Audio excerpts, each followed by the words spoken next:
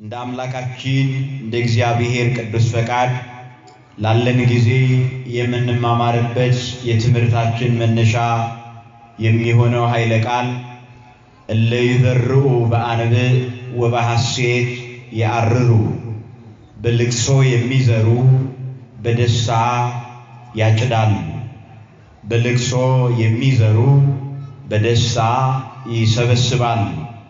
መዝሙረ ዳዊት መዝሙር 125 ቁጥር 5 ላይ የተጻፈ ቃል እለ ይዘርኡ በአንብዕ ወበሐሴት ያርሩ ወሶበሰ የሐውሩ ወፈሩ እንዘ ይበኪዩ ወጾሩ ዘርኦሙ ወሶበ ያቱ መጹ እንዘ ይትፌስሑ ወጾሩ ከላስስቲሆሙ። በልቅሶ የሚዘሩ በደስታ ያጭዳሉ።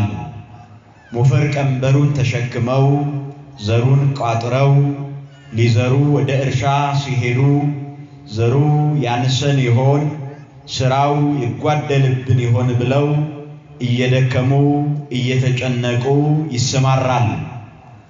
ወሶበ ያቱ መጹ እንዘ ይትፌስሑ ወጾሩ ከላስስቲሆሙ። ዘሩን ዘርተው እርሻውን አከናውነው ወደ ቤታቸው ሲመለሱ አንዱ ቅንጣት 30 ሌላው ቅንጣት 60 ሌላው ቅንጣት 100 ያማረ ፍሬ አድርጎ እግዚአብሔር በዝናብ አብቅሎ በነፋስና በፀሐይ አብስሎ ያነሰውን አብዝቶ የጎደለውን ሞልቶ ይሰጠናል ብለው በተስፋ ይደሰታሉ ይላል መዝሙረ ዳዊት መዝሙር 125 ቁጥር 5 ላይ ይህንን ገጸ ንባብ ተቀምጦ እንመለከታለን። በዚህ ገጸ ንባብ ውስጥ 3 መሰረታዊ ትምህርቶችን በመማማር ትምህርታችንን እንጠቀልላለን። በልቅሶ የሚዘሩ በደስታ ያጭዳሉ። የዚህ ትምህርት መሰረታዊ ዓላማ ክርስቲያናዊ ሕይወት በልቅሶ ተዘርቶ በደስታ የሚታጨድ መሆኑን ማስተማር። የዚህ ትምህርት መሰረታዊ ዓላማ ክርስቲያናዊ ሕይወት በድካም ተዘርቶ በኃይል የሚሰበሰብ መሆኑን መግለጽ። የዚህ ትምህርት መሰረታዊ ዓላማ ክርስቲያናዊ ሕይወት በውርደት ተዘርቶ በክብር የሚሰበሰብ መሆኑን ማስተማር። ለቀደሙት ለነቢያት ትንቢትን ለመረጣቸው ላከበራቸው ለወደዳቸው ለደቀ መዛሙርቱ ለሐዋርያት ስብከትን የገለጸ እግዚአብሔር መንፈስ ቅዱስ ለኛ ለልጆቹ በሚገባን ቋንቋ በሚገባን አስተምህሮ ያስተምረን ዘንድ ቅዱስ ፈቃዱ ይሁንልን። በልቅሶ የሚዘሩ በደስታ ያጭዳሉ። ቅዱስ ዳዊት ይህንን መዝሙር የዘመረው ስለ 3 መሰረታዊ ምክንያት ብዙ ነገሮችን ማመስጠር ቢቻልም 3 መሰረታዊ ነገሮችን ማየት አስገዳጅና አስፈላጊ ይሆናል። በአንደኛ ደረጃ በለቅሶ የሚዘሩ በደስታ ያጭዳሉ የሚለው መዝሙር የአዳምና የሔዋንን ስደትና እንዲሁም ደግሞ በዝማሬ በደስታ ወልደ እግዚአብሔር ኢየሱስ ክርስቶስ በተቀበለው መከራ ወደ ገነት ርስታቸው መግባታቸውን ይመለከታል። በሁለተኛ ደረጃ ይህ ቃል የእስራኤላውያንን ምርኮ ይመለከታል። እስራኤላውያን እንዲህ አሉ፣ ውስተ አፍላገ ባቢሎን ህዬ ነበርነ ወበከይነ ሶበ ተዘከርናሃ ለጽዮን ውስተ ውኪሃቲሃ ሰቀልነ እንዚራቲነ። መዝሙር 136 ቁጥር 1 ላይ በባቢሎን ወንዝ አጠገብ ሳለን ጽዮንን ባሰብናት ጊዜ አለቀስን። መሰንቋችን በገናችን በወንዝ ላይ በነበረው በተተከለው ዛፍ ላይ ባንጠለጠልነው ጊዜ፣ ዝማሬ በናፈቀን ጊዜ፣ አምልኮ ብርቅ በሆነበትን ጊዜ ጽዮንን ባሰብናት ሰዓት አለቀስን ይላል። በልቅሶ የሚዘሩ በደስታ ያጭዳሉ። ይህ ቃል እስራኤላውያን በምርኮ ወደ ባቢሎን ሲወርዱ ማልቀሳቸውና ከ70 ዘመን በኋላ እግዚአብሔር ከምርኮ ወደ ሚጠት ወይም ደግሞ በመልስ ወደ ርስታቸው ወደ ሀገራቸው ሲመልሳቸው ደግሞ በለቅሶ የተሰደዱበት ሀገር በውርደት የለቀቁት ሀገር በክብር መመለሳቸውን ያሳያል። በልቅሶ የሚዘሩ በደስታ ያጭዳሉ ሲል በሶስተኛው ምንን ይመለከታል ሲባል የግብርናው ሕይወት የግብርናው ኑሮ ለክርስቲያናዊ ሕይወት ምሳሌ መሆኑን ያስተምራል። ገበሬ አማኝ ነው። ገበሬ ምንድነው? አማኝ ነው። ከእምነቱ የተነሳ ከልጆቹ ቀለብ የቀነሰውን የተመረጠውን የተበጠረውን የተንጠረጠረውን እንክርዳድ የሌለበትን የተለቀመውን ዘር ልጆቼ እንዳይራቡ ሳይል ልጆቼ እንዳይበርዳቸው ሳይል ልጆቼ እንዳይቸግራቸው ሳይል ከእምነቱ የተነሳ ከተስፋው ጽናት የተነሳ የሰማዩን መጥቆር ተመልክቶ የዝናቡን ነጠብጣብ አይቶ እግዚአብሔር የጎደለውን ሞልቶ ያነሰውን አብዝቶ ያበቅልልኛል ብሎ አይኑ እያየ ለአፈርና ለጭቃ ዘሩን ዘርቶት ይሄዳል። ማን ያበቅልልኛል ብሎ? ማንን ያበቅልልኛል ብሎ? ዘኒ ዘር ዘይሴፎ ያከ ወዘኒ ያርር በእለ ጸጋከ ይላል ቅዱስ ያሬድ በድጓው። የሚዘራው አንተን ተስፋ አድርጎ ይዘራል፣ የሚያጭደው የእጅህን በረከት ይሰበስባል ይላል። ስለተዘራ ብቻ አይበቅልም፣ ስለበቀለ ብቻ ለፍሬ አይበቃም፣ ለፍሬ ስለበቃ ለጎተራ አይበቃም፣ አይደርስም። እግዚአብሔር የተዘራውን አበስብሶ ራሱ በወደደበት በጥበቡ አካል ሰጥቶ አንዱን ቅንጣት ባርኮ 30 60 100 ያማረ ፍሬ እንዲያፈራ የሚያደርገው እግዚአብሔር ነውና ይሄንን ሁሉ የሚሆነው በእግዚአብሔር ጥበብ ነው ብሎ በማመን ገበሬ አይኑ ያየ ለጭቃና ለአፈር አሳልፎ ሰጥቶ ይሄዳል።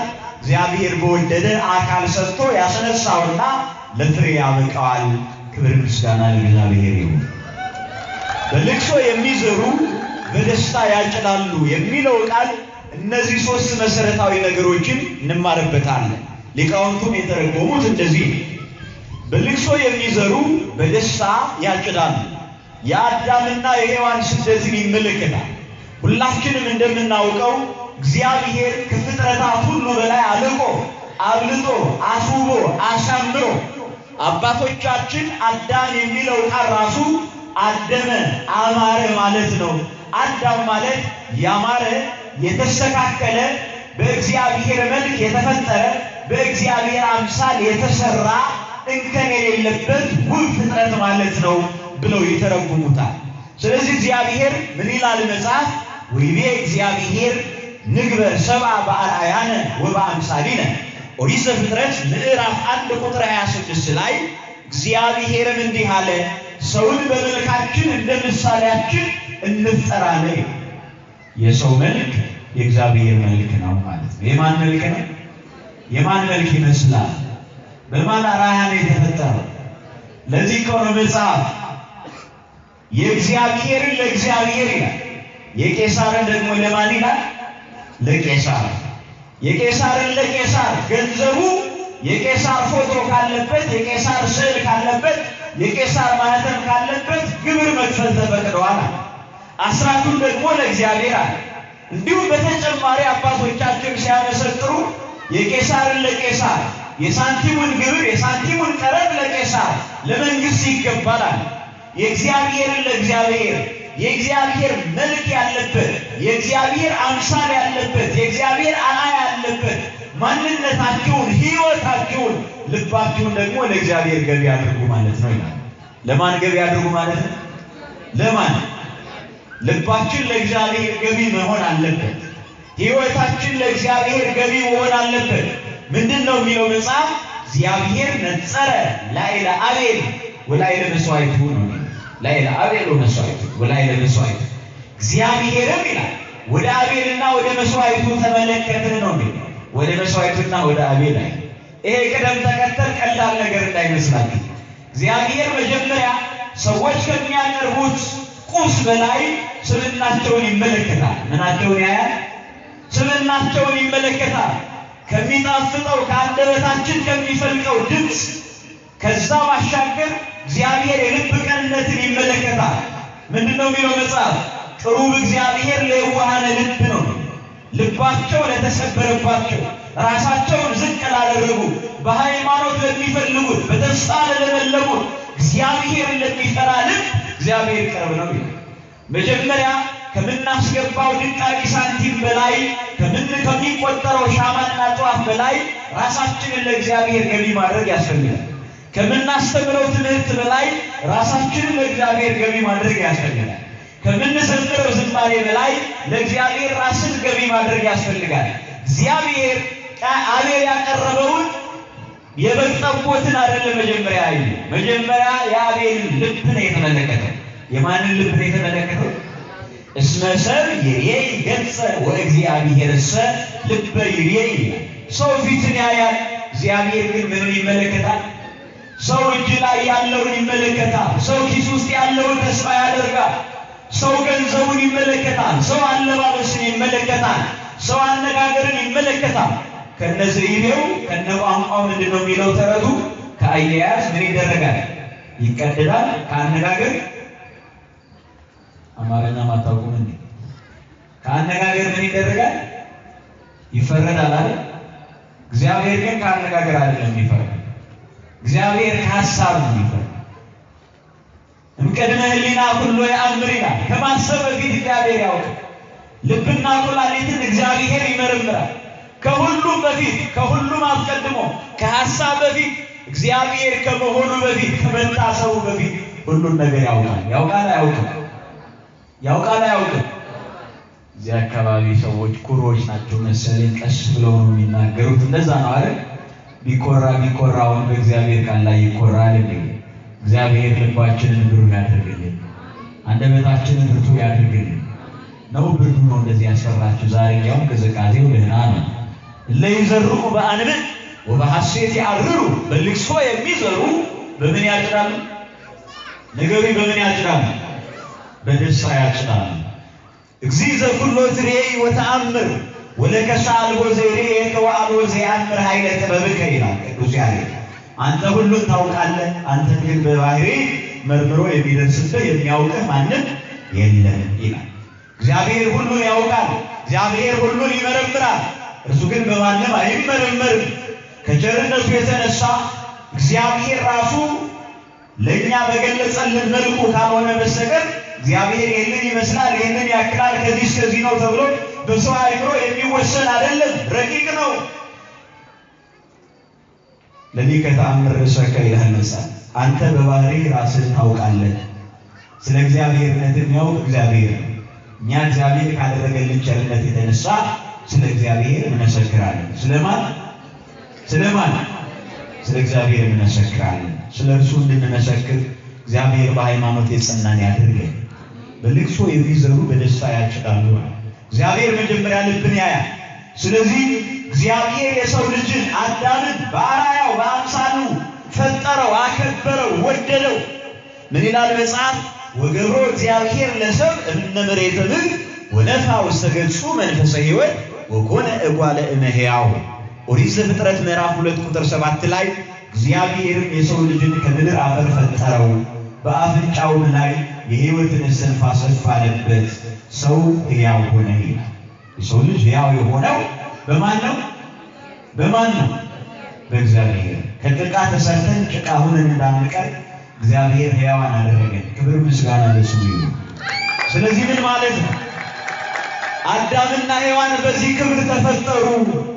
እግዚአብሔር ባከበራቸው መጠን ግን መክበር አልቻሉበትም። የሰው ልጅ ሁልጊዜ ችግሩ ይሄ። እግዚአብሔር ሲያከብረው የሰው ልጅ ግን ራሱን ሁልጊዜ ያዋርዳል። እግዚአብሔር የሰው ልጅን ሁልጊዜ ከፍ ያደርጋል። የሰው ልጅ ግን በራሱ ድካም ዝቅ ይላል። እግዚአብሔር የሰው ልጅ ሁልጊዜ ወደ ራሱ ያቀርበዋል። የሰው ልጅ ግን ራሱ ከእግዚአብሔር ይርቃል። መጽሐፍ እንደዚህ ይላል፣ አብዝቼ ብጠራቸው አጥብቀው ሸሹ ይላል። ምን ሆነው ሸሹ? ምን ብለው ሸሹ? አብዝቼ ብጠራቸው ይላል፣ አጥብቀው ሸሹ። የእግዚአብሔር ፍቅር ሁልጊዜ ይከተለናል። የእግዚአብሔር ድምጽ ሁልጊዜ ይከተለናል። የእግዚአብሔር ፍቅር ሁልጊዜ ይከተለናል። እግሮቻችን ለሞት ሲያቀኑ ከመደነቃቀፍ ከመሰነካከል የጠበቀን እግዚአብሔር ነው። ክብር ምስጋና ለስሙ ይሁንልን። የምንኖረው ከቸርነቱ የተነሳ ነው። ከምኑ የተነሳ ነው? ከምኑ የተነሳ ነው? በበጎነቴ ለዚህ ቀን ደረስኩ የሚል ሰው ካለ እጁን ያውጣ እስኪ። ከመልካምነት የተነሳ በጋውና ክረምቱ ተፈራረቀ።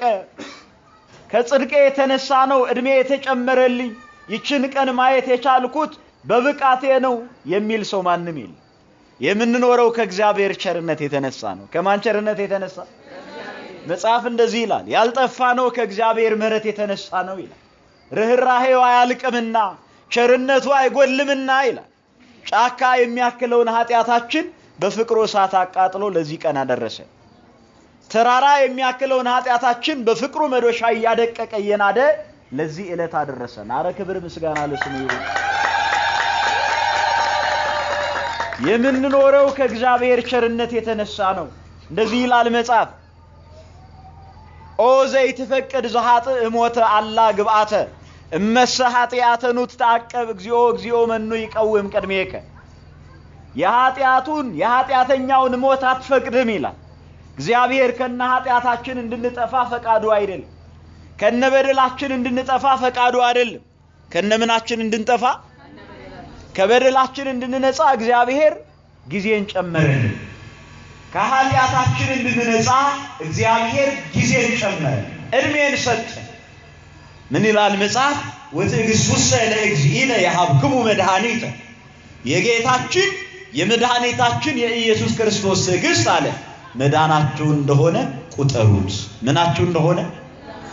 ቀን የተጨመረልን ከእግዚአብሔር ትዕግሥት የተነሳ ነው። ኃጢአት በሰራንበት ሰዓት እግዚአብሔር ሰይፍን እያዘጋጀ ቢቆርጠን ቢፈልጠን ኑሮ ለዚህ ቀን አንበቃም ነበር። የእግዚአብሔር ቸርነት ግን ቀንን ጨመረልን።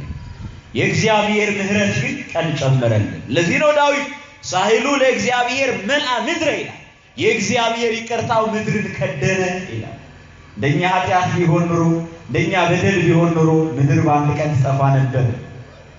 ግን ከእግዚአብሔር ቸርነት የተነሳ ይመሻል፣ ይነጋል፣ በጋው ያልፋል፣ ክረምት ይተካል። እግዚአብሔር ከቸርነቱ የተነሳ ይህንን ሁሉ ያደርጋል። እግዚአብሔር የተመሰገነ ይሁን። የሰው ልጅ ክብሩን መጠበቅ አቃተው። ዛሬም እንደዚህ እኮ ነው። ክብራችን መጠበቅ ያቃተን ስንቶቻችን? የገዛ ክብራችንን መጠበቅ ያቃተን። የሰው ልጅ ንጽህናውን መጠበቅ አቃተው። የሰው ልጅ ሹመቱን መጠበቅ አቃተው። የሰው ልጅ ክብሩን መጠበቅ አቃተው። በኃጢአቱ ከክብሩ ምን ሆነ? ዝቅ አለ። ከክብሩ ተዋረደ። ከከፍታው ዝቅ አለ። የሰው ልጅ ከከፍታው አነሰ። እግዚአብሔር ግን አሁን አብዝቶ መጥራት ጀመረ። የድህነት ድምፅን ሰጠው። የተስፋ ድምፅን፣ የተስፋ ቃልን ገባልን። በልቅሶ የሚዘሩ በደስታ ያጭዳሉ። አዳምና ሔዋን በኃጢአታቸው እያለቀሱ ከገነት ወጡ። ከምን ወጡ? መቼስ የስደት ሳቅ የለው፣ የስደት ደስታ የለው፣ የስደት እልልታ የለው። ለዚህ ነው ወገኖቻችን በተለይ በአረቡ ዓለም ድረሱልን እያሉ እያለቀሱ። ስደት ያስለቅሳል። ስደት አንገት ያስደፋል። ስደት ያዋርዳል። ስደት ያሰድባል። አንገትን ዝቅ ያደርጋል። ስለዚህ ሲሰደዱ እያለቀሱ ተሰደዱ፣ እያነቡ ተሰደዱ። አዳምና ሔዋን በኃጢአታቸው ከገነት ርስታቸው በወጡ ጊዜ እያለቀሱ እያነቡ ተሰደዱ። በልቅሶ የሚዘሩ በደስታ ያጭዳሉ። በምን ያጭዳሉ?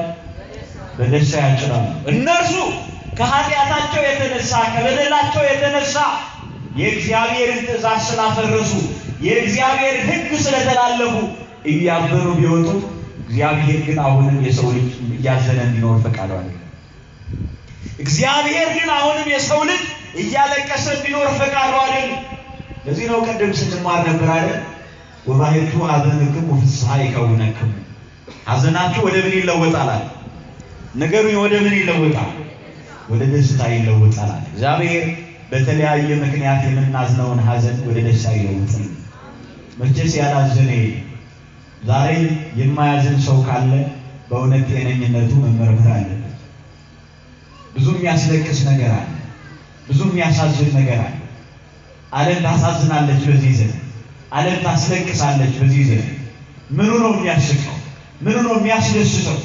የጤና ጉዳይ፣ የኢኮኖሚ ጉዳይ፣ ምንም ማያስጨንቅ ነገር አለ? ሁሉም ያስጨንቃል፣ ሁሉም ያስለቅሳል፣ ሁሉም እንድናዝን ይጋብዛል። እግዚአብሔር ግን ሐዘንን ወደ ደስታ መለወጥ ይችልበታል። እግዚአብሔር ግን ቁስልን ማከም ይችልበታል። እግዚአብሔር ግን በሽታውን፣ መቅሰፍቱን፣ መዓቱን ወደ ምሕረት፣ ቁጣውን ወደ ትዕግስት መቀየር ይችልበታል። ሐዘንን ወደ ደስታ ይለውጣል፣ ለቅሶን ወደ ሳቅ ይቀይራል።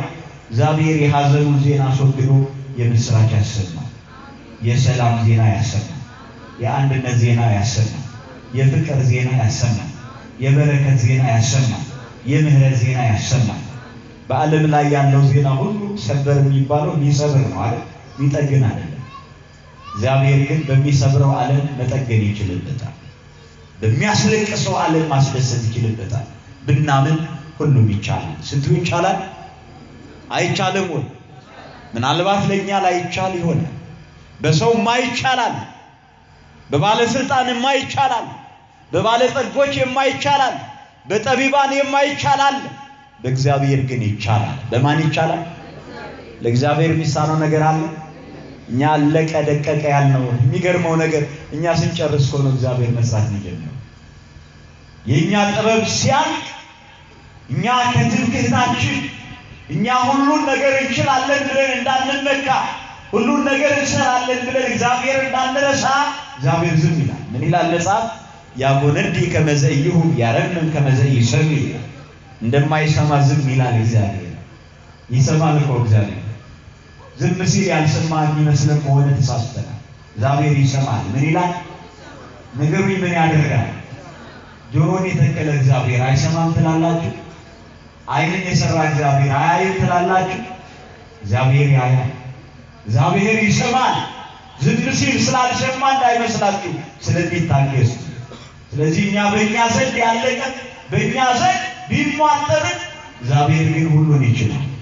የጎደለውን ይሞላል እግዚአብሔር። ጉለታችንን ወደ ሙላት፣ ማጣታችንን ወደ ማግኘት፣ ሐዘናችንን ወደ ደስታ፣ ስብራታችንን ወደ መጠገን እግዚአብሔር ሁሉ ነገር ይችልበታል። ታሪክን ይቀይራል። እግዚአብሔር ታሪክን ይለውጣል። እግዚአብሔር ታሪካችንን ያስተካክልልን። የሕይወታችንን ጉድለት ማን ይሙላው? ንገሩኝ፣ ማን ይሙላው? እግዚአብሔር መሙላት ይችልበታል። በልቅሶ የሚዘሩ በደስታ ያጭዳሉ። አዳምና ሔዋን ከኃጢአታቸው የተነሳ ከበደላቸው የተነሳ እያለቀሱ ወጡ። እግዚአብሔር ግን ይከተላቸው ነበር። ምን ያደርጋቸው ነበር? ዛሬ ከኃጢአታችን የተነሳ እንዳንጠፋ እግዚአብሔር ይከተልናል በፍቅር። ከበደላችን የተነሳ እንዳንወድቅ እንዳንሰበር እግዚአብሔር በፍቅር ይከተለናል። የእግዚአብሔር ፍቅር እየተከተለን ከስንቱ ሞት ጠበቀ፣ ከስንቱ እንቅፋት ጠበቀ፣ ከስንቱ መከራ ጠበቀ። የጠበቀን ማን ነው? አዎ እግዚአብሔር ይጠብቃል። መጠበቅን ይችልበታል። ምንድን ነው የሚለው መጽሐፍ? እግዚአብሔር እረኛዬ ነው በሉ እስኪ። እግዚአብሔር እረኛዬ ነው የሚያሳጣኝም የለም። ምን አሳጥቶን ያውቃል እግዚአብሔር? ምን አጉድሎብን ያውቃል እግዚአብሔር? እግዚአብሔር ተከተላቸው፣ እግዚአብሔር ይከተላቸው። አዳምና ሔዋን እየተከተለ ተስፋ ሰጣቸው። ሰዓቱም ሲደርስ እንደዚህ ሆነ። ሐዘንተኞቹን ለማጽናናት እግዚአብሔር መልእክቱን ላከ። አልቃሻዎችን ለማከም፣ ተስፋ የቆረጡትን ተስፋቸውን ያለመልምላቸው ዘንድ፣ የደከሙትን ያበረታቸው ዘንድ፣ መርዶውን ወደ ደስታ፣ ሐዘኑን ወደ ደስታ ይለውጥ ዘንድ እግዚአብሔር መልአኩን ላከ። ቅዱስ ገብርኤል እየበረረ መጣ። በልቅሶ የሚዘሩ በደስታ ምን ያደርጋል? ያጭዳሉ። ወበሳድስ ወር ተፈኖ ገብርኤል መልአክ እምኀበ እግዚአብሔር። የሉቃስ ወንጌል ምዕራፍ 1 ቁጥር 26 ላይ ብርሃናዊው መልአክ ቅዱስ ገብርኤል፣ መልአከ ብስራት ቅዱስ ገብርኤል፣ ጸዋሬ ዜና ቅዱስ ገብርኤል፣ አብሳሬ ትስብእት ቅዱስ ገብርኤል እየበረረ መጣ። ብርሃን ለበሰ፣ ብርሃን ተጎናጸፈ፣ የብርሃን አበባ ያዘ። ወደ አንዲት ድንግል ወደ እመቤታችን መጣ። እመቤታችን እንዲህ አለ፣ ተፈሥሒ ፍሥሕት ኦ ምልዕተ ጸጋ እግዚአብሔር ምስሌኪ፣ ደስተኛይቱ ሆይ ደስ ይበልሻል። ምን ይበልሽ? ንገሩኝ፣ ምን ይበልሽ? በልቅሶ የሚዘሩ በምን ያጭዳሉ? በደስታ ያጭዳሉ። የመጀመሪያይቱ እናታችን ሔዋን በኃጢአቷ እያለቀሰች ከገነት ተሰደደች፣ ከገነት ወጣች። ከገነት ተባረረች። በሁለተኛይቱ በዳግሚት ሔዋን በድንግል ማርያም ሐዘንተኛይቱ ሔዋን ደስ ይበልሽ ስትባል እመቤታችን የሔዋንን እንባ ቀጣለ። ክብር ምስጋና ለአምላካችን ለእግዚአብሔር ይሁን። የሔዋን ሐዘን ወደ ደስታ እንዲለወጥ የምስራች ተደወለ። የምስራች ድምፅ ከሰማይ ወጣ። ተፈሥሒ ፍሥሒ ደስተኛይቱ ሆይ ደስ ይበልሽ። በቀዳማዊቷ እናታችን ሔዋን ስናዝን በእመቤታችን በድንግል ማርያም ደግሞ በሙሐዘ ፍሥሓ ደስታን አገኘ። ምንን አገኘ? በእናታችን በመጀመሪያዊቱ እናታችን በቀዳማዊቷ ሔዋን ስናለቅስ በእመቤታችን በድንግል ማርያም ደግሞ ተጽናና። በመጀመሪያዊቱ እናታችን በሔዋን ስንተክዝ በእናታችን በዳግሚት ሔዋን በድንግል ማርያም ደግሞ ተረጋጋ። እመቤታችን ማረጋጋት ትችላለች። በእናታችን ሔዋን እያዘንን ከገነት ስንወጣ በእናታችን በድንግል ማርያም ደግሞ ወደ ደስታችን ተመለስን። በልቅሶ የሚዘሩ በምን ያጭዳሉ? ንገሩኝ፣ በምን ያጭዳሉ? በደስታ ያጭዳሉ። ስለዚህ አዳምና ሔዋን እያለቀሱ ከገነት ወጡ። ጌታችን መድኃኒታችን ኢየሱስ ክርስቶስ ያለ ኃጢአቱ ያለ በደሉ ለእኛ ሲል ቀራንዮ ላይ መከራውን ተቀበለው። የሚያደርጉትን አያውቁምና ይቅር በላቸው አለ። ተጠማሁ አለ፣ ተፈጸመ። ሁሉ በተፈጸመ ጊዜ የኛ መከራ ያን ጊዜ ተፈጸመ። የኛ ለቅሶ ያን ጊዜ ተፈጸመ። የኛ ሐዘን ያን ጊዜ ፍጻሜ ያገኘ። ሐዘናችን ወደ ደስታ ተለወጠ። እያለቀስን እያዘንን የወጣንበት ገነት እየዘመርን በደስታ ገባንበት። ንሴብሖ ለእግዚአብሔር ስቡሐ ዘተሰብሐ ምስጋና የባህሪ የሆነው እግዚአብሔር እናመሰግነው ዘንድ ይገባል። ምስጉን ነው እያልን አንገታችን ደፍተን ከገነት ወጥተን ነበር። ቀና ብለን በወልደ እግዚአብሔር በኢየሱስ ክርስቶስ በደሙ ቤዛነት በእልልታ ገባንበት። ክብር ምስጋና ለእግዚአብሔር ይሁን። በለቅሶ የሚዘሩ በምን በለቅሶ ነበር የተሰደድነው። እየተደሰትን ተመለስን። በማን ቸርነት? በደሙ በተከፈለው ቤዛነት አንገታችን ደፍተን ከወጣንበት ገነት፣ አቀርቅረን ከወጣንበት ገነት፣ እያለቀስን ከተሰደድንበት ገነት በመስቀሉ አድኃወ ገነተ፣ በመስቀሉ ገነትን ከፈተልን፣ ሲኦልን በረበረ፣ ነፃ ወጣው። እስመ መለኮት ወነፍስ ፈጸሙ ምስጢረ በውስተ ሲኦል ይላል እኮ። መለኮት በአካለ ነፍስ ወደ ሲኦል ሂዶ በሲኦል ያላችሁ ውጡ አለ። በጨለማ ያላችሁ ተገለጡ። መለኮት በአካለ ሥጋ ወደ መቃብር ወርዶ ደግሞ ቅዱስ ቅዱስ እያሉ ሕያውነትን እየመሰከሩ ዮሴፍ ኒቆዲሞስ ገነዙት። መቃብራትን ተከፈቱ። ነፍሳት ከሲኦል ወጡ። በአካለ ነፍስ ወደ ሲኦል፣ በአካለ ሥጋ ወደ መቃብር። ያን ጊዜ እያለቀስን የወጣንባት ርስታችን፣ እያዘንን የተሰደድንባት ገነታችን፣ እየተዋረድን የወጣንባት ርስታችን በክብር ተመለስንባት። በማን ቸርነት? በማን ቸርነት? ንገሩኝ፣ በማን ቸርነት? በለቅሶ የሚዘሩ በምን ያጭዳሉ? በደስታ ያጭዳሉ። ከኃጢአታችን የተነሳ እያለቀስን ተሰደድን። ከእግዚአብሔር ቸርነት የተነሳ እየዘመርን ወደ ገነት ተመለስን። አንደኛው ፍሬ ነገር ይሄ ነው። ሁለቱም ነገሮች አሳጥረን እንመልከት። ሁለተኛው በለቅሶ የሚዘሩ በደስታ ያጭዳሉ የሚለው ምንድነው ሲባል፣ በለቅሶ የሚዘሩ በደስታ ያጭዳሉ የሚለው ቃል የእስራኤላውያንን ምርኮ ይመለከታል። እስራኤላውያን በእግዚአብሔር ቤት በኢየሩሳሌም በመቅደሱ እየኖሩ ለእግዚአብሔር የሚገባውን ለእግዚአብሔር መስጠት አቃታቸው። የእግዚአብሔርን ክብር አልጠበቁ፣ የራሳቸውንም ክብር አልጠበቁ። በኢየሩሳሌም ሲኖሩ ዘምሩ ሲባሉ እስክስታ ያወርዳል፣ አመስግኑ ሲባሉ ዳንኪራ ይመታል፣ እግዚአብሔርን አምልኩ ሲባሉ ጣዖትን ያመልካሉ። የእግዚአብሔርን ትእዛዝ መጠበቅ አቃታቸው። የእግዚአብሔርን ሕግ ማክበር አቃታቸው። ስለዚህ ከክብራቸው ተዋረዱ፣ ተማረኩ፣ ተሰደዱ። በለቅሶ የሚዘሩ በምን ያጭዳሉ? ንገሩኝ፣ በምን ያጭዳሉ? በደስታ። ምርኮ መጣባቸው፣ ሀገራቸው ተወረረች። ሕዝባቸው ሁሉ ወደ ምርኮ ወረደ። ንዋየ ቅድሳቱ ሁሉ ተዘረፈ። ማምለክ አቃታቸው። ውስተ አፍላገ ባቢሎን እየነበርነ ወበከይነ በባቢሎን ወንዝ አጠገብ ሳለን ጽዮንን ባሰብናት ጊዜ ምን ሆንን አሉ? አለቀስን። ሰዎቹ ዘምሩልን፣ እንዴት ነው የምትዘምሩ ብለው ከእኛ ዝማሬ መስማት ፈልጉ። እኛ ግን በጽዮን ፊት የምንዘምረው ዝማሬ በአሕዛብ ፊት አንዘምርም ማለት። በቤቱ ስንኖር አምልኮቱን ትእዛዙን መጠበቅ አቃተን። ያን ጊዜ ምስጋና እናርቅን፣ ያን ጊዜ ዝማሬ እንችላለን፣ ያን ጊዜ እግዚአብሔር ሕግ ተላለፍን። ዛሬ ግን ምስጋና ብርቅ ሆነብናል። ዛሬ ግን ዝማሬ ራሱ ታሪክ ሆነብን። አንደበታችን ሙሾ እንጂ አንደበታችን ለቅሶ እንጂ ዝማሬን ማውጣት አቃተው። እንደዚህ እኮ ነው ከነ ክብራችን እግዚአብሔር ማምለክ አቃተን ስንዋረድ ትዝ ይለናል። ከነ ሀብታችን ለእግዚአብሔር መሆን ካቃተን ስንደህይ ትዝ ይለናል። የግድ ነው ያን ጊዜ። በጤናችን እግዚአብሔር ማገልገል ካቃተን በበሽታችን ጊዜ ያን ጊዜ ትዝ ይለናል። በሙላታችን ጊዜ እግዚአብሔርን ማናገለግለው ሲጎልብን እሱን መጥራታችን የማይቀር። እስራኤላውያን ደግሞ ችግራቸው ይሄ ነው።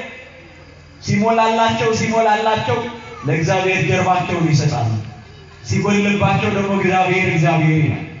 አያችሁ፣ ሲማረኩ ዝማሬ ብርቃቸው ሲሆን መሰንቆና በገናው በዛፍ ላይ ሲያንጠለጥሉት ምስጋና አምልኮ ናፈቃቸው፣ ማልቀስ ጀመሩ።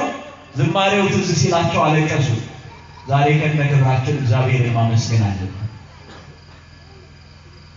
ዛሬ ከነ ጉልበታችን እግዚአብሔርን ማመስገን አለብን።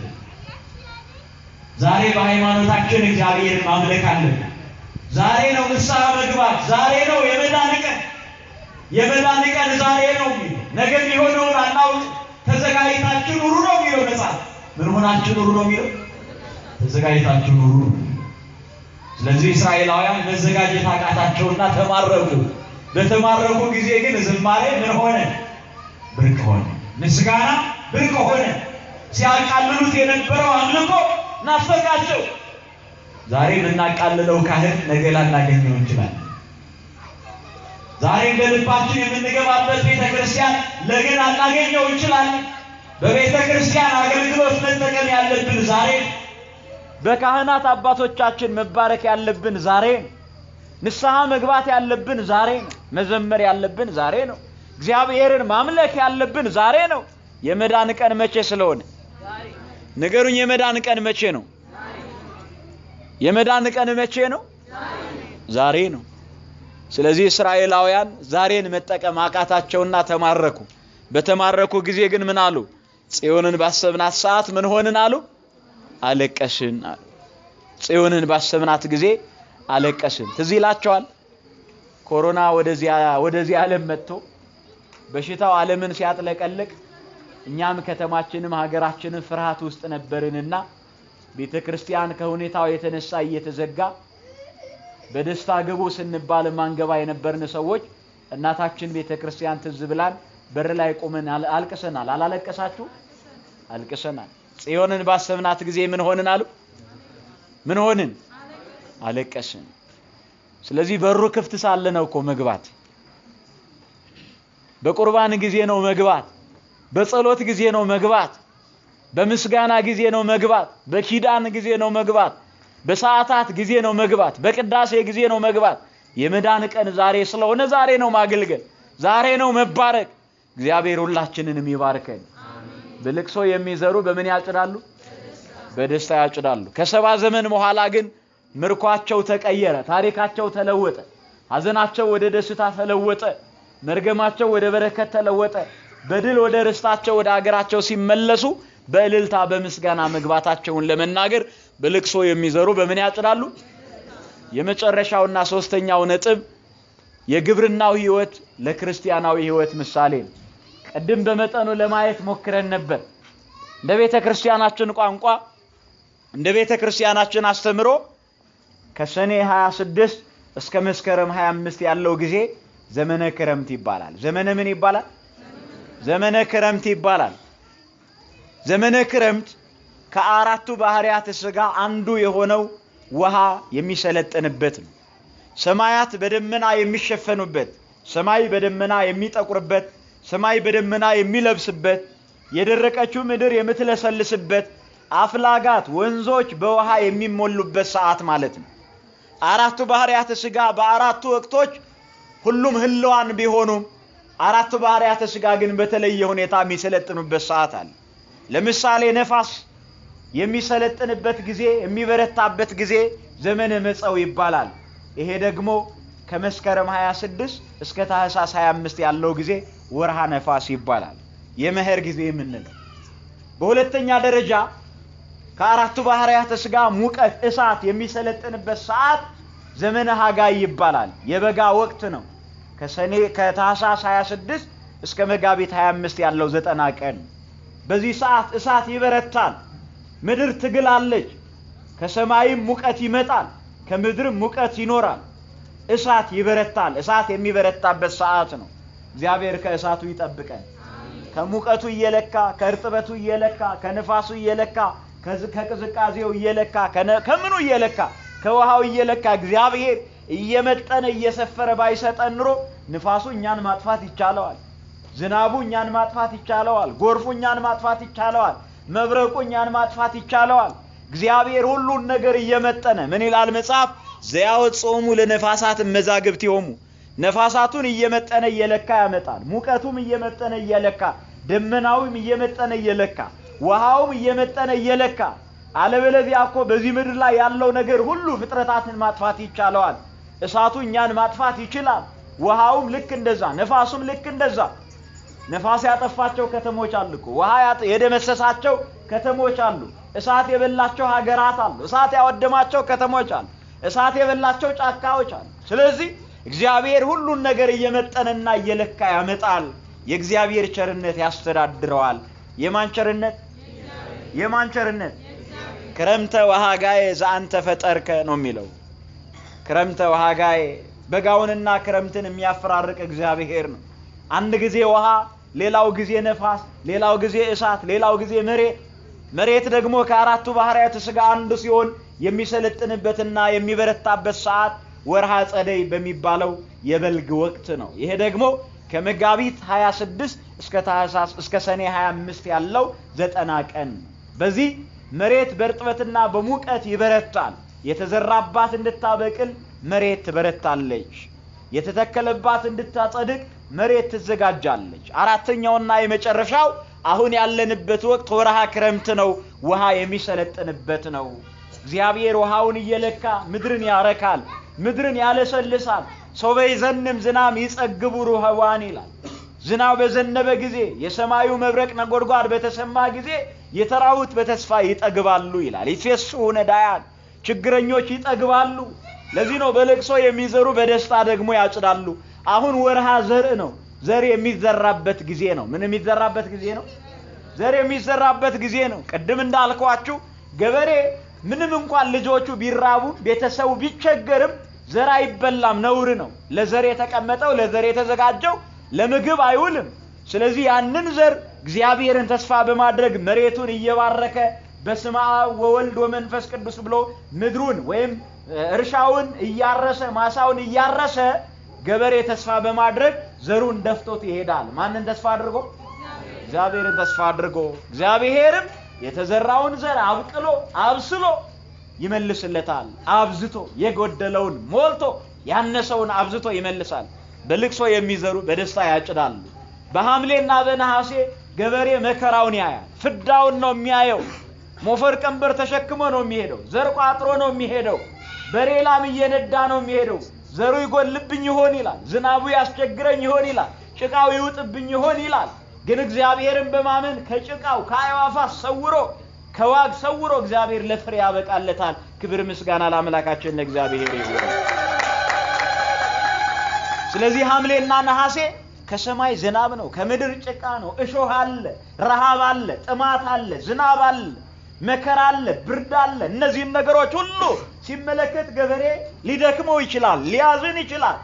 ነገር ግን በድካም የተዘራው ያን ጊዜ በክብር የሚሰበሰብበት ሰዓት ስላለ፣ በለቅሶ የተዘራው በደስታ የሚሰበሰብበት ሰዓት አለ። በታኅሳስና በኅዳር በጥር ደስ እያለው በሆታ በእልልታ መኸር ሲሰበሰብ አይታችሁ ከሆነ በዝማሬ ነው የሚሰበሰበው። በምንድን ነው የሚሰበሰበው? በዝማሬ በሆታ በእልልታ ነው የሚሰበስቡት። ማንን በማመስገን? ንገሩኝ፣ ማንን በማመስገን? እግዚአብሔርን በማመስገን። የግብርናው ኑሮ ለክርስቲያናዊ ሕይወት ምሳሌ። ዛሬ ስንመጸውት እግዚአብሔርን ተስፋ በማድረግ ነው። ማንን ተስፋ በማድረግ ነው? እግዚአብሔር። መምህር ሲያስተምር እግዚአብሔርን ተስፋ በማድረግ እኮ ነው። የተዘራውን በሰው ልብ ላይ ይበቅላል ብሎ አይታችኋል አይደል? ናሁ ወፃ ዘራኢ ከመ ይዝራ ይላል። ዘሪ ሊዘራ ወጣ ነው የሚለው አይደል? የማቴዎስ ወንጌል ምዕራፍ 13 ላይ ወነገሮሙ ብዙሃ በምሳሌ በብዙ ምሳሌ አስተማራቸው ይላል። በዚህ ምዕራፍ ላይ ወደ 7 የሚሆኑ ምሳሌያት ተጽፈዋል። ስለዚህ ያ ዘር የእግዚአብሔር ቃል ነው ብሎ ነገረን ጌታችን አምላካችን መድኃኒታችን ኢየሱስ ክርስቶስ። መሬት የተባለው የሰው ልብ ነው ታውቃላችሁ። ያ ዘር የወደቀው በመንገድ ዳር ነበር ይላል። በምን ነበር? ሌላው ደግሞ የወደቀው በምን ነበር? በጭንጫ፣ በአለታማ፣ በድንጋያማ፣ ሌላው በእሾሃማ፣ ሌላው ደግሞ በመልካም መሬት። እስኪ አስተውሉ። ይሄ ነገር ስለ ዘርና ስለ ገበሬ ቢሆን ኑሮ፣ ምሳሌ ባይሆን፣ ምስጢር ባይኖረው ኑሮ የተኛው ሰነፍ ገበሬ ነው ጭንጫ ላይ የሚዘራው? ጭንጫ ላይ የሚዘራል? አውራ መንገድ ላይ አስፋልት ላይ እህል ይበትናል አለ ወይ? የለም እኮ። እሾህ ላይ የሚዘራ ዘር አለ? የሚዘራ ዘርና የሚዘራ ዘሪ የለም። እሾህ የተባለው የኛ ልብ ነው። እግዚአብሔር እሾሃማ ከመሆን ይጠብቀን። እሾሃማው ልባችንን ሳይጸየፍ እግዚአብሔር ዘር ይዘራበታል፣ ቃሉን ይናገርበታል። አያችሁ?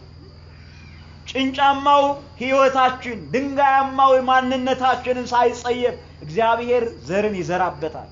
ይሄው የእግዚአብሔርን ቃል እየሰማን ነው። የእግዚአብሔርን ቃል እየተናገርን ነው። የምንመጥን የሚገባን ሆነን አይደለም። እሾሃማነታችንን እግዚአብሔር ስላልጠላው ብቻ ነው። ምንነታችንን? እሾሃማነታችን። ሰው ይሄማ እሾህ ነው ጠባዩ ይለናል፣ ይጸየፈናል። ከኛ ጋር ጓደኝነት ላይፈልግ ይችላል። ከኛ ጋር ስራ ላይፈልግ ይችላል። ይሄ ጠባዩ ክፉ ነው፣ ይሄ አውራ መንገድ ነው፣ ድንጋይ ነው፣ ደረቅ ነው ብሎ ሰው ሊሰለቸን ሊተወን ይችላል። እግዚአብሔር ግን ድንጋይ የሆነው ሕይወታችንን እያየ ዛሬም ይዘራብናል። ዛሬም በተስፋ ቃሉን ወደኛ ይልካል። በጆሮአችን ድምጹን ያሰማናል። የተዘራብን እንድናበቅል ለፍሬም እንድናደርሰው እግዚአብሔር በቸርነቱ ይጠብቃል። ስለዚህ በለቅሶ የሚዘሩ በምን ያጭዳሉ? በደስታ። ምን ማለት ነው በለቅሶ የሚዘሩ? ሰማዕታት ሕይወታቸውን አገልግሎታቸውን በለቅሶ ዘሩት። በምን ዘሩት? የሚታሰሩበት ገመድ፣ የሚንጠለጠሉበት የሚሰቀሉበትን ግንድ ባዩ ጊዜ ሰዎች ናቸውና በለቅሶ አከናወኑት። አንገታቸውን ለስለት፣ ጀርባቸውን ለግርፋት፣ እግራቸውን ለሰንሰለት አሳልፈው በሰጡ ጊዜ፣ መከራውን ባሰቡ ጊዜ ለቅሶ አለ። ነገር ግን በለቅሶ የሚዘሩ በምን ይሰበስባሉ? በምን ይሰበስቡታል? በደስታ። ለአውሬ ተላልፈው ሲሰጡ፣ ወደ እሳት ሲጣሉ በለቅሶ በመከራ አከናወኑት።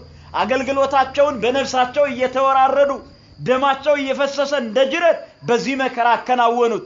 ነገር ግን በደስታ የሚለቅሙበት ሰዓት አለ። ማንም እንዳዘነ አይቀርም። ማንም እንዳለቀሰ አይቀርም። ማንም እንደወደቀ አይኖርም። ማንም እንደወደቀ አይኖርም። ከውድቀቱ ይነሳል። እንደተሰበረ አይኖርም፣ ይጠገናል። እንደቆሰለ አይኖርም፣ ይፈወሳል። እንዳነባ አይኖርም፣ እንባው ይታበሳል። መጽሐፉ እንደዚህ ይላል፣ አሚሃ ይበርሁ ጻድቃን መስፍኢተ እደ እምብርሃነ ፀሐይ በመንግስተ አቡሆሙ ዘበሰማያት። በአባታቸው መንግስት ጻድቃን ያን ጊዜ ከፀሐይ 7 እጥፍ ያበራሉ ነው የሚለው። ስንት እጥፍ ያበራሉ? ጨለማና ብርሃን የማይፈራረቅበት ከተማ አለን ታውቃላችሁ? የእግዚአብሔር መንግስት። ይሄው አሁን መብራት ጠፋብን። በእግዚአብሔር መንግስት ስንኖር ግን ብርሃንና ጨለማ አይፈራረቁም። ብርሃን ክርስቶስ ሁልጊዜ በፊታችን ነው። ክብር ምስጋና ለማይጠፋው ብርሃን ለእርሱ ይሁን። ያን ጊዜ ከፀሐይ ይልቅ እናበራለን። ብርሃናችን ማን ስለሆነ? ማን ስለሆነ? በዚህ ዓለም ላይ ሳሉ አይናቸው ወጥቶ ሰማዕታት እስከ ደም ጠብታ ድረስ ሲያገለግሉ አይናቸው እየተጎለጎለ ጥርሳቸው እየረገፈ እየተገረፈ አገልግለውታል። ቀን ሳለ አጨልመውባቸዋል። አላውያን መናፍቃን ይሄንን ሁሉ መከራ አድርሰውባቸዋል። ነገር ግን በአባታቸው መንግስት ሲኖሩ እንደ ፀሐይ ያበራሉ፣ ይበራሉ። እንደ ፀሐይ ምን ይሆናሉ? ይበራሉ፣ ያበራሉ። ጨለማ አይፈራረቅባቸውም። ስለዚህ በለቅሶ የሚዘሩ በምን ያጭዳሉ? ለዚህ መጽሐፉ እንደዚህ ያለ ሰው የዘራውን ያንኑ ምን ያደርጋል? ያጭዳል። በስጋ የሚዘራ ከስጋ መበስበስን በመንፈስ የሚዘራ ደግሞ የዘላለም ሕይወትን ምን ያደርጋል? ያጭዳል ይላል ሐዋርያው ቅዱስ ጳውሎስ ሲናገር። ስለዚህ ስንዘራ ምን መሆን ያስፈልጋል? መጠንቀቅ ያስፈልጋል። ሰው የዘራውን ምን ስለሚያደርግ? ስለሚያጭድ ማለት ነው። ጉድጓድን የሚቆፍር ይወድቅበታል ይላል። ይወድቅበታል። እግዚአብሔር ከውድቀት ይጠብቀን። ካባን የሚያፈርስ እባብ ትነድፈዋለች ይላል። እግዚአብሔር ከእንደዚህ አይነት መርዝ ይጠብቀን። ከእንደዚህ አይነት መከራ ሁላችንንም ይሰውረን። በለቅሶ የሚዘሩ በምን ያጭዳሉ? በምን? ስለዚህ ግፋ ሰማዕታትን እያሰብን ማልቀስ ያስፈልጋል። ሞተ ወልደ እግዚአብሔርን እያሰቡ ማልቀስ ያስፈልጋል። ዛሬ የሚያዝኑ ብፁዓን ናቸው መጽናናትን ያገኛሉና ይላል። ዛሬ በኃጢአት ላይ ኃጢአት ሲጨምሩ የሚስቁ ሰዎች ሳቃቸው የሚያቋርጥበት ቀን ይመጣል። ዛሬ በሰው ልጅ መከራ የሚዝናኑ ሰዎች ካሉ መዝናኛቸው የሚያልቅበት ሰዓት ይመጣል።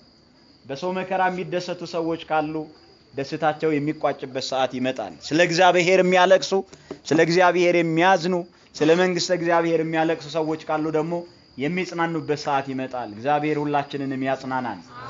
ሐዘንተኞች ሆነናል። መጽሐፍ እንደዚህ ይላል፣ ወእህወሙ ክብረ ለእለ ይላህውዋ ለጽዮን። ስለ ጽዮን የሚያለቅሱትን እግዚአብሔር እንዲህ አደርግላቸዋለሁ ይላል። በአመድ ፈንታ አክሊልን፣ በለቅሶ ፈንታ የደስታ ዘይትን፣ በሐዘንም ፈንታ የምስጋና መጎናጸፊያን እሰጣቸዋለሁ ይላል። ትንቢተ ኢሳይያስ ምዕራፍ 61 ቁጥር 3 ላይ እግዚአብሔር ሐዘናችንን ወደ ደስታ ይለውጥልን። በለቅሶ የሚዘሩ በምን ያጭዳሉ? በደስታ ምን ያደርጋሉ? ያጭዳሉ አለ። እንዲህ ይላል መጽሐፍ፣ ወእምዝርኢኩ ሰማይ ሐዲሰ ወምድረ ሐዳሰ ይላል። ራእየ ዮሐንስ ምዕራፍ 21 ቁጥር 1 ላይ ተመልከቱ። አዲስ ሰማይና አዲስ ምድር አየሁ ይላል። ምን አይነት ሰማይ? ፊተኛው ሰማይና ፊተኛይቱ ምድር አልፈዋልና ወደፊትም ባህር የለም ይላል። አዲስ ሰማይ አለን የማናዝንበት፣ አዲስ ምድር አለን የማናለቅስበት። ያ አዲሱ ሰማይ ክርስቶስ ነው። ክርስቶስን እንወርሰዋለንና ቅዱስ ሥጋውንና ክቡር ደሙን ስንቀበል ክርስቶስን እንወርሰዋለን። እርሱ መንግስታችን ነው። መንግስተ ሰማያት ይህንን ትመስላለች የሚለው መንግስተ ሰማያት ክርስቶስ ነው። መንግስተ ሰማያት ማን ነው? ንገሩኝ፣ ማን ነው? አዲሱ ሰማያችን አንዱ አንዱን የማያሳድድበት ሰማይ አለ። አንዱ አንዱን የማይረግጥበት ሰማይ አለ። አንዱ አንዱን የማይረግጥበት የማይጨቁንበት፣ አንዱ በአንዱ ላይ የማይጨክንበት ከተማ አለ። ለአንዱ ሰፊ ለሌላው ጠባብ የማይሆንበት ለክርስቲያኖቹ የተዘጋጀ የሥላሴ ቤተ መንግስት አለ። ውስተ ቤተ አቡዬ ብዙ ማህደር ወምዕራፍ ቦቱ ነው የሚለው። በአባቴ ቤት ብዙ መኖሪያ አለ ይላል። ስንት መኖሪያ? በዚሁ ዓለም ስንኖር ለአንዱ ያለው ለሌላው የሌለው ሊሆን ይችላል። ለአንዱ የሞላለት ለሌላው የጎደለበት፣ አንዱ የሚያዝን ሌላው የሚደሰት ይሆናል። ግን ምንም እንኳን በዚህ ዓለም አዝኖ የማይደሰት ተደስቶ የማያዝን የለም። መሽቶ እንደሚነጋ ሁሉ ለመከራችንም ንጋት ይመጣለታል። ለሐዘናችንም ፀሐይ ይወጣልናል። ለለቅሷችንም ማብቂያ የሚሆንበት ጊዜ አለ። ሐዘናችን የሚገታበትና የሚገደብበት ሰዓት አለ። ስለዚህ በለቅሶ የሚዘሩ በምን ያጭዳሉ? በአባታችን መንግስት ያን ጊዜ በአዲሱ ሰማይና በአዲሱ ምድር በሽታ ስጋታችን አይሆንም። መከራ ስጋታችን አይሆንም። ተንኮል ስጋታችን አይሆንም። በዚህ ዓለም ስንኖር በአሮጌው ምድር ስንኖር በሽታው ስጋት ነው። ጦርነቱ ስጋት ነው። ሌላው ነገር ስጋት ነው። በአዲሱ ሰማይና በአዲሱ ምድር ግን ሁከት የለም። በክርስቶስ ይመራል። በማን ይመራል? እስመ በጉ ዘቅድመ መንበሩ ይርእዮሙ ወይመርሆሙ ውስተ ነቃማ የሕይወት ወያሴስል እግዚአብሔር አንብአ እምአይንቲሆሙ ይላል። ራእየ ዮሐንስ ምዕራፍ 7 ቁጥር 15 ላይ በጉ ራሱ እረኛቸው ይሆናል፣ እንዳይራቡ እንዳይጠሙ ወደ ሕይወት ውሃ ምንጭ ይመራቸዋል ይላል። እንዳያለቅሱ እንባቸውን የሰራዊት ጌታ እግዚአብሔር ከፊታቸው ላይ ያብስላቸዋል። እግዚአብሔር ከተደሰትን የማናዝንበት፣ ካገኘን የማናጣበት፣ ከበራልን የማይጨልምበት ከተማ አዘጋጅቶልናል። ስለዚህ በለቅሶ የሚዘሩ በምን ያጭዳሉ? ነገ በደስታ ለማጨድ ዛሬ ስለ ክርስትና፣ ስለ ሃይማኖት፣ ስለ ኃጢአት ማልቀስ ያስፈልጋል። ስለ ሀገር ማልቀስ ያስፈልጋል። ስለ ቤተ ክርስቲያን ማልቀስ ያስፈልጋል። ስለ ዓለሙ ማዘንና ማልቀስ ያስፈልጋል። እግዚአብሔር ስለ ኃጢአታችን ስናለቅስ የሚያጽናናን መልአክ ይልክልናል። እግዚአብሔርን ለሚፈሩ ሰዎች የሚያጽናኑን መላእክት እግዚአብሔር ይልካልና ሐዘንተኞች ሆነናልና የሚያጽናኑ ቅዱሳን መላእክትን እግዚአብሔር ይላክልን። እመቤታችን ታጽናናን። ከክፉ ነገር ሁሉ እግዚአብሔር ይሰውረን። በለቅሶ የሚዘሩ በሉ እስኪ ሁላችሁ በደስታ ያጭዳሉ። አምላካችን እግዚአብሔር ስላስተማረን ስለመከረን ስለገሰጸን ክብርና ምስጋና ለስሙ ይሁንልን። የእመቤታችን የቅድስተ ቅዱሳን የድንግል ማርያም አማላጅነት የቅዱሳን መላእክት ረድኤት የአባቶቻችን በረከት በሁላችንም ላይ ይደር።